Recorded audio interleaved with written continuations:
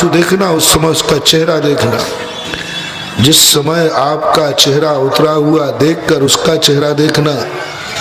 तुमसे भी ज्यादा चेहरा उतर जाए तो तुरंत पट्टी छोड़कर गले लगा लेना, बेटा पता चल गया तो मुझे माँ मानने लगा है, पिता मानने लगा है। और वो कहे माँ मेरा बेटा मेरा सिर दर्द कर रहा, बोले तेरा सिर दर्द करे तो करे, मुझे तो रोटी लाओ, मुझे जो जल्दी जाना है। समझ लेना अभी इसमें माँ को पहचानने की योग्यता, जिस समय ये पहचानने लग जाए उस समय एग्रीमेंट करना, उस समय कहना बेटा अपन तीनों किस तरीके की जिंदगी जिएंगे, अपन बैठ के निर्णय करें, मैं तेरे साथ क्या व्यवहार करूंगा और तू मेरे साथ क्या करेगा। लिखो, एग्रीमेंट करो, श्रीफल उठाओ, अपन एक लिस्ट बनाकर अपने गुरु के पास चलते, गुरु महाराज हम तीनों ने, बेटे ने, माँ बाप ने, बेटी ने, चारों ने मिलकर के एग्रीमेंट किया है, हम लोग अपनी जिंदगी भर ऐसा जिंदगी जिएंगे। इसी प्रकार जब दोनों भाई पढ़ने लग जाए तो गुरु के पास लेकर एग्रीमेंट कराओ, गुरु से नहीं सुलझे तो कोर्ट में कराओ, हम दोनों भाई पूरे जीवन भर ऐसे रहेंगे। लेकिन ये काम शुरू में कर लेना, बाद में नहीं करना। जब तक इनके चार कान नहीं हुए उसके पहले करना। जिस दिन ये चौपाई बन गए, चौपाई जानते कौन कहलाता है? बोलो ना, वो तो तुम हो ही। शादी के पहले 2 पाए और शादी के बाद चौपाए है। तो चौपाए बहने के पहले दोनों भाई मिलकर के एग्रीमेंट करो, अपन कैसी जिंदगी जिएंगे, क्या अपनी जिंदगी का स्वरूप होगा, अपन किस तरीके जिएंगे। कल के दिन बीच में कोई आके तुम्हें डिस्टर्ब करेगा, तुम कहेंगे नहीं साहब एग्रीमेंट हो चुका है, इसमें परिवर्तन नहीं। संकल्प होना। हर 2-3 महीने के बाद, हर 2-3 साल के बाद पूज्यवर जिनसेन स्वामी ने आपका एक एग्रीमेंट कराया, पूरी जिंदगी भर यह उम्र निकलते ही यह एग्रीमेंट कर लो, यह जिंदगी निकलते ही यह एग्रीमेंट कर लो, ये सब होना। और उस तरीके की जिंदगी आप जीने का संकल्प करेंगे, आप देखना आपके अशुभ कर्म भी शुभ कर्मों में बदल जाएंगे। जब आप चाहते हैं कि हमारे घर के बेटे, हमारे घर का परिवार ऐसा रहे कि लोग मेरे घर को उदाहरण माने, उदाहरण माने। जब किसी घर में कोई खटपट हो तो लोग उदाहरण देवे, देखो वैसे बेटे होते हैं, ऐसे माँ बाप होते हैं, ऐसे पति पत्नी होते हैं, ऐसे भाई भाई होते हैं। ऐसा परिवार बनाने के लिए प्रत्येक परिवार के लोगों को 22वें नंबर के काव्य का जरूर पाठ करना चाहिए। हर कुंवारी कन्या को जब शादी करो तो हर माँ अपनी बेटी को एक कागज पर लिख करके ये 22वां काव्य जरूर देवे, जरूर देवे। जब बहू घर में आवे, दरवाजे पर जो पहले आशीर्वाद मिलता था, दूधो नहाओ पूतो फलो, आज वो आशीर्वाद खतरनाक है। पूतो फलो दो ही को नहीं संभाल पा रही है, क्या पूतो फलो। आज आशीर्वाद के रूप में देना बहू को। जब दरवाजे पर आवे, पहली बार प्रवेश करे तो मेरी तरफ से एक मंत्र लेना, वधू प्रवेश मंत्र। क्या कहा? वधू प्रवेश मंत्र। और जब दरवाजे पर रुको बेटे, रुको बेटा, और उस समय तुम धीरे से गुनगुना करके स्त्रीणाम शतानि शतसो जनयन्ति पुत्रान् नान्या सुतम तदुपमं जननी प्रसूतः सर्वादिशो ददति भानि सहस्र रश्मि प्राचीर दिग् जनयति स्फुरदं सुजानम। हे बहू, तू मेरे घर में आई है, मेरी कुल परंपरा को ऐसी चलाना, ऐसी परंपरा चलाना, ऐसे कुल दीपक पैदा करना जिसकी उपमा देने के लिए बड़े बड़े ज्ञानियों को भी ढूंढना पड़ा। 9 बार पढ़ देना तो बहुत अच्छी बात है, और एक माला फेर करके प्रवेश करा दो तो और अच्छी बात है। कहीं मूसल पलटोगे, कहीं सूसल पलटोगे। हाँ बताते हैं, कपड़ा बांध लेते हैं, देखा था मैंने कहीं दूर से, कपड़ा बांध के मूसल पलटेंगे। अब वो मूसल पलटेगी तो वो मूसली पलटेगी। कहाँ से परंपरा आ गई पता नहीं, वो मूसल पटकेगी पर तुम्हारे सिर पर। कहाँ की लोक रूढ़ियां आ गई, किसी शास्त्र में नहीं लिखा, कुछ नहीं लिखा, ये परंपरा कहाँ से? ये अच्छी परंपराएं आप लोगों ने खत्म कर दी। कैसी चाहते हो बहू को, किस लिए लाए हो बहू को, क्या उद्देश्य तुम्हारा? ये उद्देश्य इन काव्यों में पड़ा है। हर माँ को जब बेटा जन्म लेवे, गर्भ में आवे, तो और मंत्र पढ़ना या नहीं पढ़ना लेकिन गर्भ में बेटे के आते ही प्रतिदिन इस मंत्र की जाप जरूर दिया करो इस काव्य को, और बेटे की तरफ हाथ रख करके कि मैं बेटा कैसा चाहती हूँ, जैसा मरु देवी का बेटा था।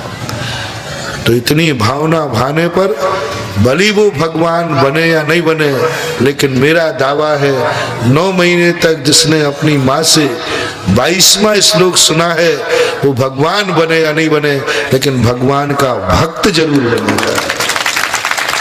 अपने आप उसको भक्ति जागेगी, क्योंकि ऐसा परिणाम, और वह नियम से बुरे मार्ग पर नहीं जाएगा। गर्भ का बहुत बड़ा संस्कार पड़ता है। गर्भवती महिला को सदा अपने बेटे का ध्यान करना चाहिए। तुम्हें भगवान का ध्यान नहीं करना है, गुरु का ध्यान नहीं करना है। तुम प्रतिदिन सवेरे उठा करो, अपने गर्भ के बेटे पर हाथ रखो, हाथ रख करके फिर ध्यान में बैठ जाओ, उस बेटे को संस्कारित करो। कैसा चाहते हो 5 मिनट याद करो, क्या संस्कार चाहते हो 5 मिनट ध्यान दो। कैसी आप परिणति चाहते हो बेटे को, उसको आचरण का संस्कार दो। 5 मिनट आंख बंद करके और अपनी भावना व्यक्त करो। नमोकार मन नहीं पढ़ोगे तो कोई फर्क नहीं पड़ता। आपकी जिंदगी अभी भगवान को नहीं संभालना है, तुम्हें अपनी जिंदगी नहीं संभालना है, तुम्हें किसकी संभालना है? बेटे की एक जिम्मेवारी है। कैसा चाहते हो आप 5 मिनट कल्पना करके बैठिए, एकदम बेटे की छवि लाओ। कैसा आप चाहते हो वैसा आप उसके संबंध में विचार करो। जो विचार आपका होगा उस गर्भस्थ बालक पर ऐसे ही प्रभावकारी होगा जैसे अर्जुन के द्वारा सुनाया हुआ चक्रव्यूह का वर्णन। रैकी दीजिए आप अपनी माँ से बड़ी रैकी नहीं होती, सबसे बड़ी रैकी है गुरु की। आज दुनिया रैकी के नाम लेती है कि ये रैकी फ्रांस और जर्मन से आई, नहीं बंधुओं, ये भारत के साधियों के आशीर्वाद से आई है।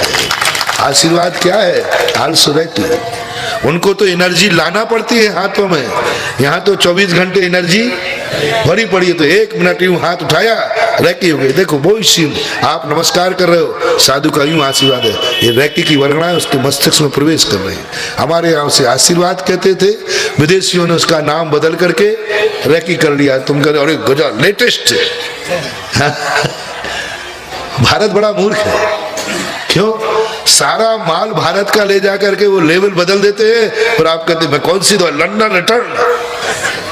गांधी जी को किसी ने नहीं पूछा जब भारत में थे, जब वे लंदन से लौटे, लोग कहते अरे भैया अपना महात्मा गांधी, बोले क्या लंदन रिटर्न यानी रिटर्न चीज ज्यादा पसंद करते हैं बहुत ज्यादा पसंद करते। अपनी चीज थी आशीर्वाद, ये रैकी है। माँ अपने बेटे को प्रतिदिन रैकी दे सकती है।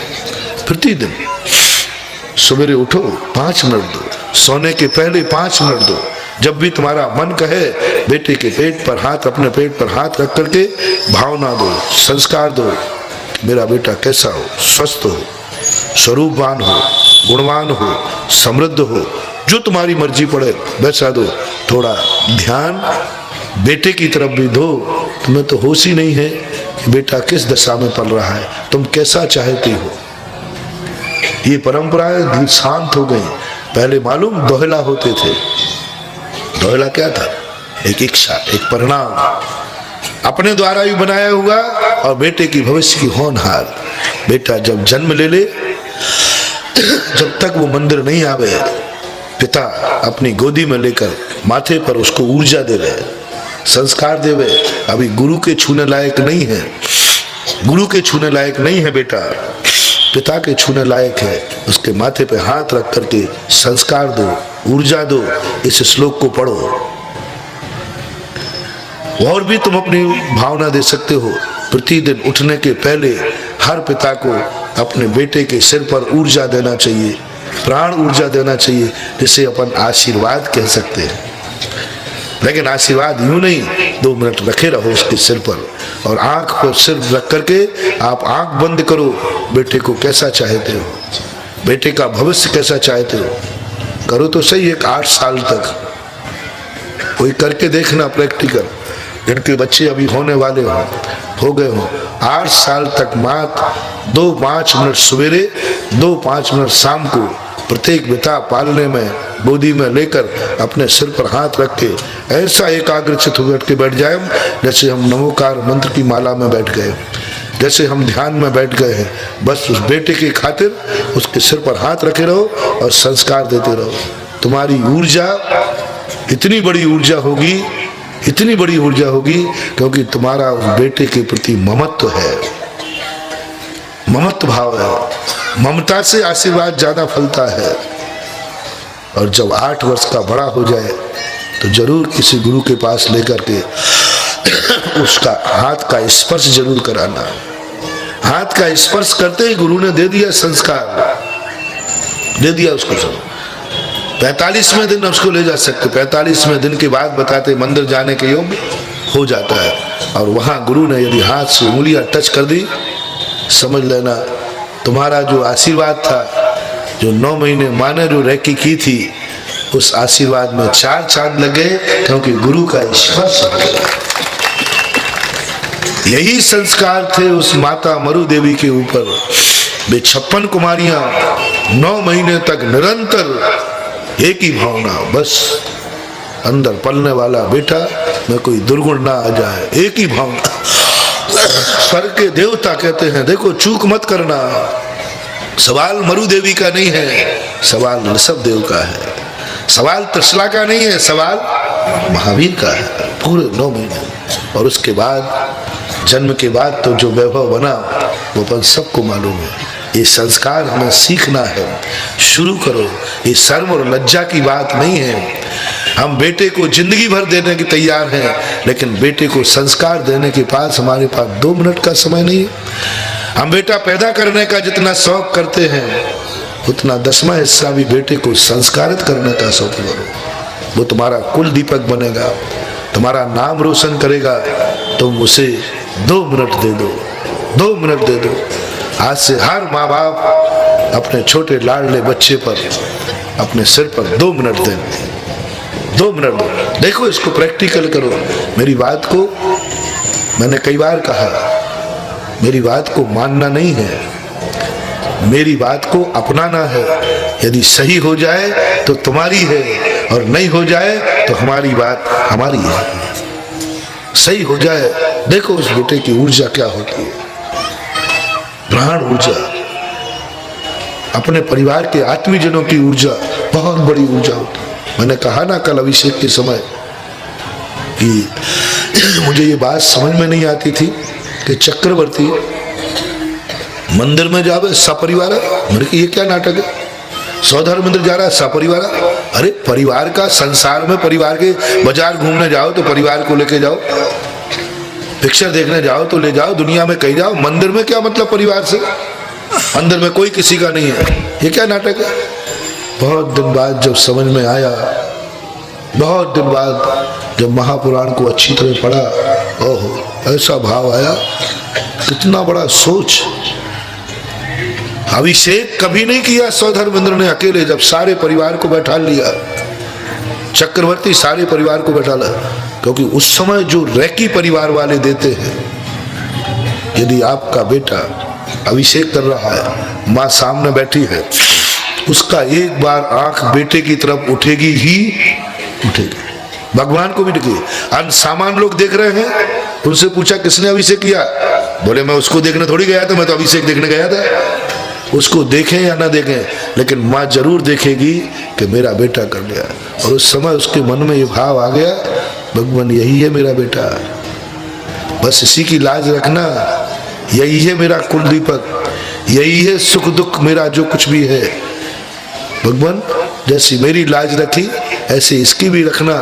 यदि बैठे बैठे माँ ने ये भाव भा दिया, लाखों मुनियों के आशीर्वाद भी कोई काम नहीं करेंगे जो अभिषेक के समय माँ की दुआ काम करेंगे।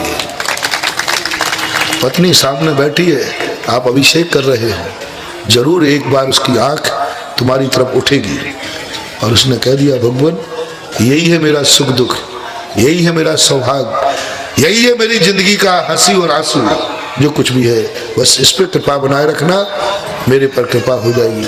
ऐसी भावना हजारों करवा चौथ कर लो, हजारों स्वाग दशमी कर लो, वो फलेंगी कि नहीं फलेंगी मैं नहीं कह सकता, लेकिन अभिषेक के समय जो तुमने दुआ दी है अभिषेक करने वाले को, वो दुआ जरूर तुम्हारे जीवन में कोई कार्यकारी बनेगी। इसलिए अभिषेक करते समय देखा करो तुम्हारे कितने लोग उसको देख रहे हैं जो तुम्हारे हित का विचार कर सकते हैं। अभिषेक के समय, भगवान की अभिषेक के समय बहुत बड़ी बात। इसलिए वो देव और सौधर्म इंद्र आदि सपरिवार पूरे परिवार के साथ पूरी भक्तियां पूजवर कुंद कुंद भगवान लिख रहे, पूजपाल स्वामी लिख रहे, अंत में अंचलिका में लिखी देते हैं सपरिवारा दिव्येण गंधेण सपरिवार। अरे परिवार यहाँ क्यों लगा रहे हो? बहुत बड़ा, आपके पास बहुत ताकत है लेकिन आप उस ताकत का उपयोग नहीं कर पा रहे। आज हमने प्रत्येक माँ बाप को एक ताकत दी है, एक शक्ति दी है, एक एनर्जी का सूत्र बताया है, इस एनर्जी का प्रयोग करो, करो प्रयोग। बस देना पड़ेगा 2, 3, 5 मिनट प्रतिदिन, सवेरे शाम, दोपहर में भी दे दे तो कोई आपत्ति नहीं, लेकिन बिल्कुल ऐसी देना संस्कार आंख बंद करके। उस समय तुम इतने एकाग्र हो जाना, तुम्हें होश ही नहीं रहे कि मेरे ऊपर मच्छर बैठ गया, तुम्हें होश ही नहीं रहे कि मैं कौन हूँ, तुम्हें होश रहे मैं माँ हूँ और मुझे बेटा ऐसा चाहिए, ये संस्कार मुझे चाहिए, ऐसे संस्कार चाहिए। 5 मिनट दो, 9 महीने की तुम्हारी साधना व्यर्थ नहीं जाएगी। और तुम खुद कहोगे ओहो 5 मिनट देने पर हमें ऐसा फल मिला, आज मेरा बेटा जैसा तो दुनिया में कोई बेटा ही नहीं है। बेटे, ये सारी चूकें आपकी बचपन में होती है, आप उस समय चेतते हो जब तक वो बहुत कुछ आगे बड़ा हो जाता है, बहुत कुछ आगे निकल जाता है, बहुत बड़ा कदम उठा लेता है, उसके बाद तुम चेतते हो फिर कुछ होने जाने वाला नहीं है। चेतो पहले दिन से, कल भी मैंने कहा था पहले दिन से चेतो, और पहले दिन से ही नहीं 6 महीने पहले से चेतो, 6 महीने पहले से चेतो, 6 महीने पहले से ही नहीं पहले दिन चेतो।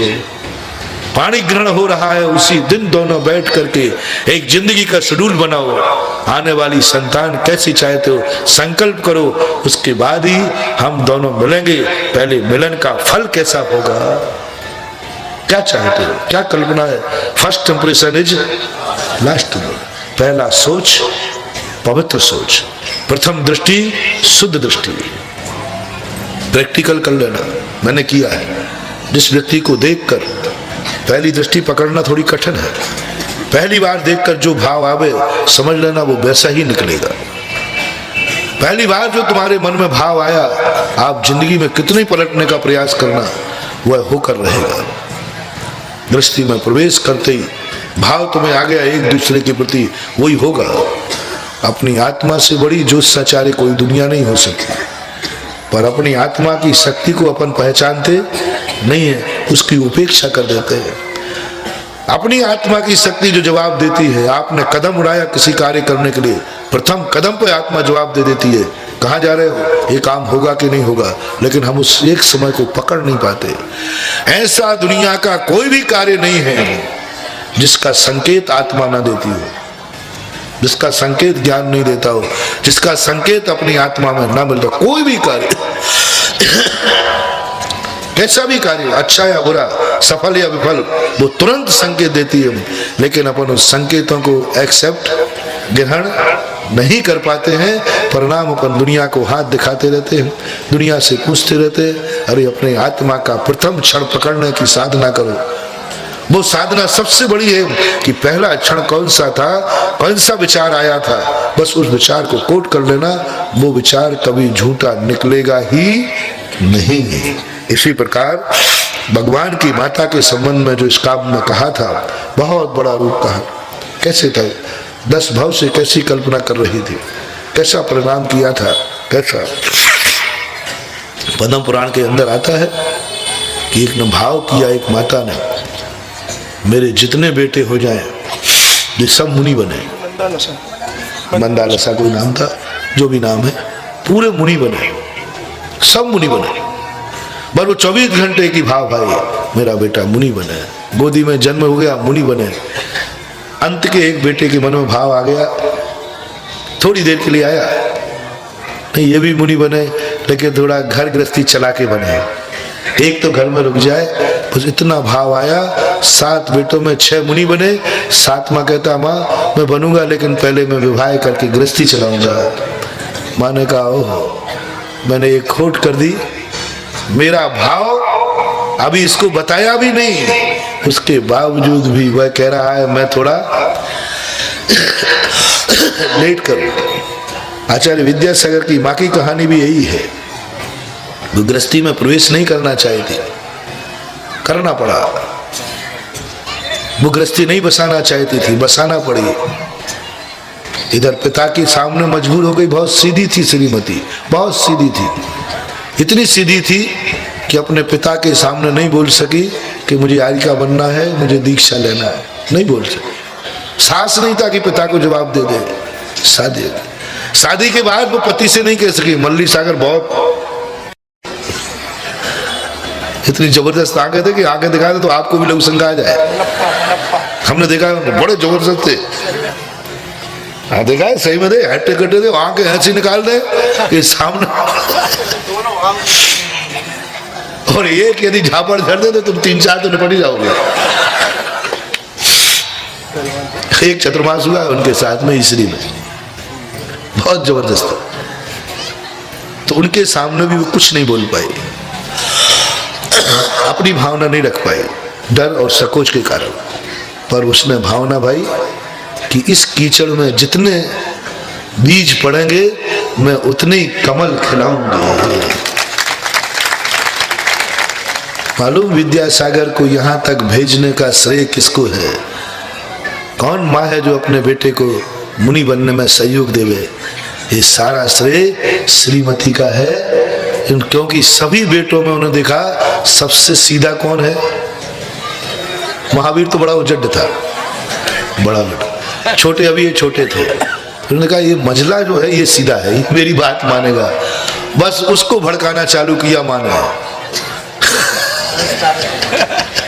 हमारी भाषा में अपनी बोलूंगा, ब्रह्मचारी विनोद जी, मेरी भाषा आजकल जबलपुर वाले समझने लगे हैं। भड़काने का अर्थ तुम्हारी भाषा, हमारी भाषा का अर्थ संस्कारित भाषा। अब उसको बहुत बढ़िया महाराजों के पास ले जाना, देखो बेटा ये स्वरूप है, स्वरूप है।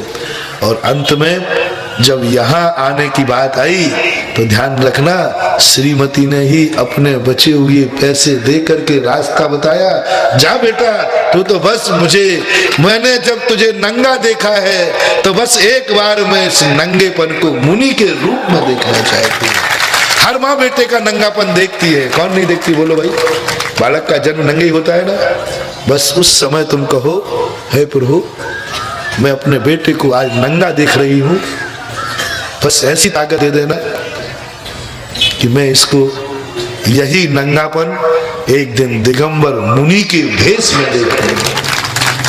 हर माँ को अपने नंगे बेटे को देख करके यदि रख देना चालू कर दो, बेटे के कपड़े तो उतरे ही रहते हैं बचपन में, जब वो नंगा लेटा हो तो आँख बंद करके देखना, मुनि, ये मुनि है, ये पीछे रखा है, ये कमंडल रखा है, ये मुनि है, नंगा नहीं है, बालक नहीं है, मुनि है।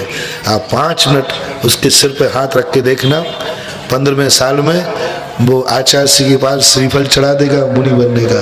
महाराज अच्छा बता दिया, अब मैं और नहीं करूंगी। हाँ, मंदालसा जब अपने बेटों को पालती थी, क्या गजब के 10-12 श्लोक हैं लगभग। शुद्धोसी बुद्धोसी निरंजनोसी, तू बालक नहीं है, तू शुद्ध बुद्ध अनंत शक्ति संपन्न है, तू अज्ञानी नहीं है, तू अनंत चतुष्टय का धनी केवल ज्ञानी है। ऐसे उसके पालने में झुलाते जाए। श्लोक यदि वो पद्म पुराण में है, पढ़ दोगे तो आप रोना आ जाएगा आप लोगों को, ऐसा रोना आ जाएगा। ऐसा उनका भाव गजब का है, क्या क्या भाव आती है। और जैसे जैसे भावना भाई उसने, बच्चे वैसे ही वैसे बताते। कुंद कुंद की माँ अपने बेटे को इतने अध्यात्म कैसे हो गए, 11 साल में दीक्षा लेकर इतने बड़े ज्ञानी। माँ बचपन में सुनाती थी, तू शुद्ध है, तू बुद्ध है, एक ज्ञाय पिंड स्वरूपी है, वो संस्कार देते। और आप तुम क्या सुनाती हो बच्चे को, बहारो फूल बरसाओ मेरा महबूब आया। तो मैं अपने जमाने की बात करूंगा कि आज की करूंगा? आज की करूंगा तो ये समझ लेंगे महाराज पिक्चर देखते हैं। अब तुम बताओ, तुम देखते हो, उसके बाद गुरुकुल के विद्यार्थी पकड़ेंगे। अब बताओ भैया, तुम आज क्या कहती हो बच्चे को? पिक्चर का गाना सुनाती हो, दुनिया भर की बातें सुनाती हो। वो संस्कार ले रहा है। बड़ा होने के बाद वो विनती नहीं सीखेगा, वो भी 3 साल में ही वो गाना सीख जाएगा। और मम्मी को भी यही कहेगा महबूबा, क्योंकि उसको वही शब्द सुना है, वही शब्द। 9 महीने तक, 6 महीने पहले वो, और 9 महीने तक प्रत्येक व्यक्ति को अपने घर की डिस्क की कैनल निकाल देना चाहिए, टीवी बंद कर देना चाहिए, लॉक कर देना चाहिए। इस घर में 15 महीने तक कोई भी राग रंग की पिक्चर नहीं देखी जाएगी, बेटे के खातिर बंद, टीवी बंद। 6 महीने पहले से बंद कर दो। घर में कोई उपन्यास नहीं आएगा, घर में कोई गाली गलौच नहीं देगा, घर में कोई रोबा धोबी नहीं मचेगी, घर में कोई किसी का अपमान नहीं करेगा, घर में कोई गलत वस्तु नहीं बनेगी, क्योंकि इस घर में एक कुल दीपक रूपी अतिथि आने वाला है। उसकी 15 महीने की साधना तुम कर लो, बाकी की जिम्मेदारी मेरी है। हाँ, 15 महीने तुम बंद करो टीवी। सारा पूरा का पूरा समय गर्भावस्था का किस में निकलता है? बेड रेस्ट क्या बता दिया, टीवी रेस्ट हो गया। अब दिन भर टीवी के अलावा और कोई काम, अब बहुत तो कुछ करना नहीं है, क्योंकि रेस्ट बता दिया। पानी भी उठा के नहीं पीना, क्योंकि रेस्ट में है। लेकिन टीवी बेस्ट हो गया, रेस्ट क्या हो गया, टीवी बेस्ट हो गई, बढ़िया है। और दुनिया भर के चैनल, तुम एक बेटे के साथ खिलवाड़ कर रही हो, तुम्हारे बेटे की वही दशा होगी जो सुभद्रा के बेटे अभिमन्यु की हुई है। मेरा कहना मान जाओ, मान जाओ। बेटे के खातिर 15 महीने के लिए अपने मन पर, अपनी इंद्रियों पर कंट्रोल करो। 15 महीने के लिए बात कंट्रोल कर लो, अपने मन पर, अपनी इंद्रियों पर, अपनी इच्छाओं पर, अपने मनोरंजन पर, क्योंकि वो तुम्हारा लाल है, तुम उसकी माँ हो। ये संस्कार जब बने, तीर्थंकरों के गर्भ कल्याणक जरूर देखा करो। और ऐसे संस्कार बनने के बाद फिर आचार्य ने कहा कि हे भगवान, आपको अकेली वो माँ ही नहीं मानती है, बड़े बड़े मुनिराज भी आपको किस किस ढंग से मानते हैं, ये अपन ने इसमें पढ़ा था। और आज 25वें काव्य की तरफ मैं चल रहा हूँ। और आप भगवान की जिनकी महिमा अपन को गाना है, उनके गुणों की एक दिन कहा था ना मैंने, सीमित मत मानना।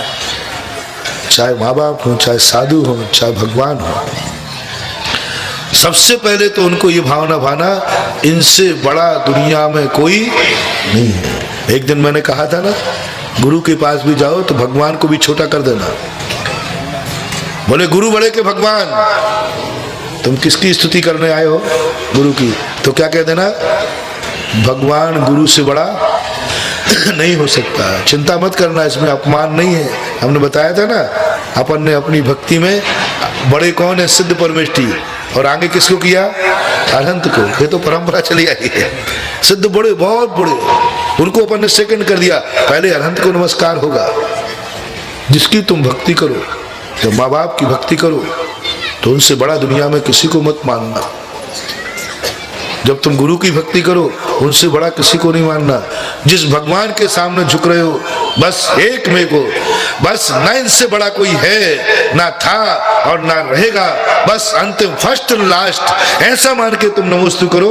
तुम्हारे निधत्त निकाचित कर्म क्षय हो जाएंगे और हर सिद्धिदायक तुम्हारे लिए शक्ति मिल जाएगी। लेकिन नमस्कार करते समय क्या करना, फर्स्ट एंड लास्ट, जो कुछ भी है यही, जो कुछ भी है आप है, अन्यथा शरणम नहीं त्राता नहीं त्राता नहीं त्राता जगत रे वीतरागा परो देवो न भूदो ना यसति। हे भगवान, कल भी कोई नहीं था, आज भी कोई नहीं है, कल भी कोई नहीं रहेगा, बस एक रक्षक तू ही है और एक शरण मैंने तेरी ही स्वीकार की है। अन्यथा शरणम नास्ति त्वमेव शरणम मम तस्मात् कारण भावेन रक्ष रक्ष जिनेश्वरा। दावा ठोको, कहाँ जाऊं मैं, कहाँ जाऊं मैं? इस दरवाजे के अलावा मैं कोई दरवाजे नहीं जानता, मैं कभी किसी दरवाजे गया ही नहीं हूं और जाऊंगा भी नहीं। ध्यान रखना भगवान, तुम ठुकरा दोगे तो मैं इसी दरवाजे मर जाऊंगा, लेकिन दूसरे दरवाजे नहीं जाऊंगा। प्रभु ध्यान रखना, मैं बहुत खतरनाक जैनी हूं। भगवान को भी फटकार लगा दो, सुन नहीं रहे हो? क्या बात है, मैं कहाँ जाऊं? मैंने कोई दरवाजा जानते ही नहीं। बहुत सारे दरवाजे होंगे दरवाजे दुनिया में, ना मैं आज तक किसी दरवाजे गया हूं ना जा रहा हूं। और तुम मुझे ठुकराना चाहे तो ठुकरा दो, इसी देरी पर मरूंगा, इसी दरवाजे रहूंगा तो इसी दरवाजे, हंसूंगा तो इसी दरवाजे, मरूंगा तो इसी दरवाजे। जैसा चाहे तेरी जो मर्जी पड़े तो पढ़, मेरा तो दरवाजा यही फर्स्ट है, यही अंतिम है।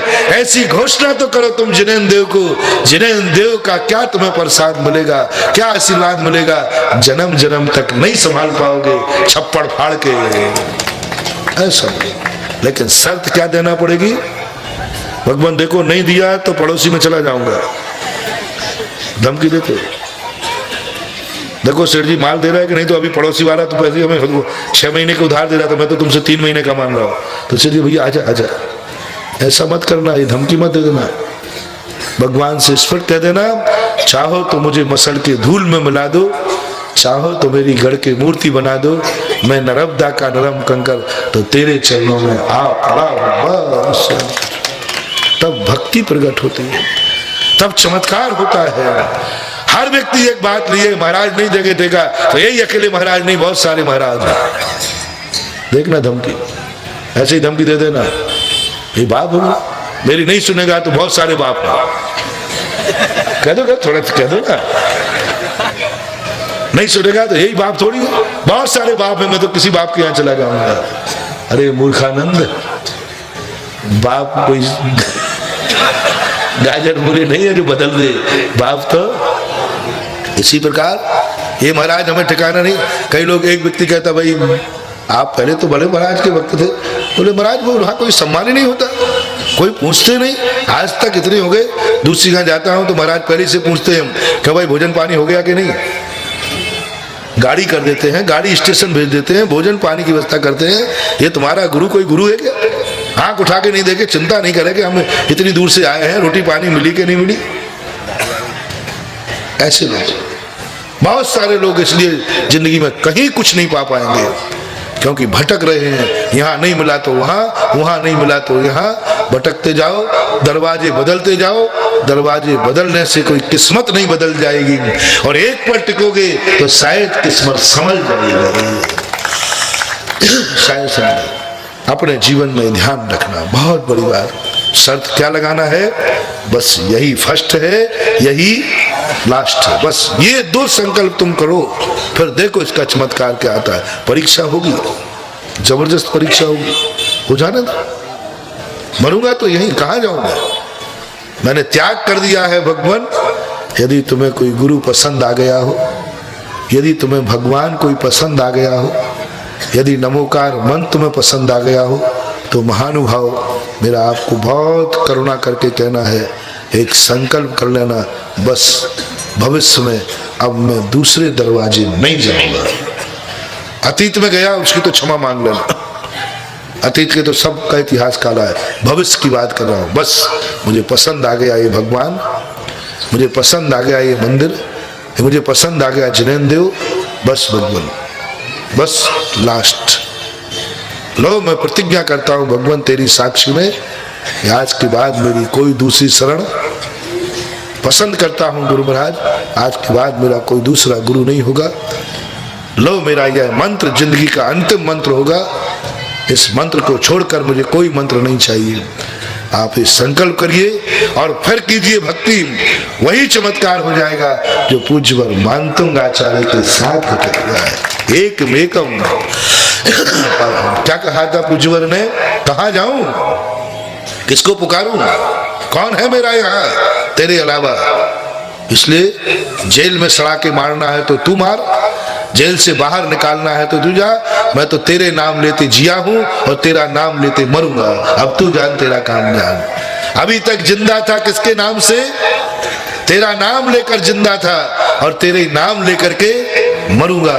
तेरा नाम लेकर दुनिया में घूम रहा था, तेरा नाम लेकर जेल में पड़ा हूं। मेरा तो एक ही नाम था जो अमर है, चाहे जैसा चाहे कर ले। कैसे नहीं शक्ति में होगा, नियम से चमत्कार होगा। इस प्रकार से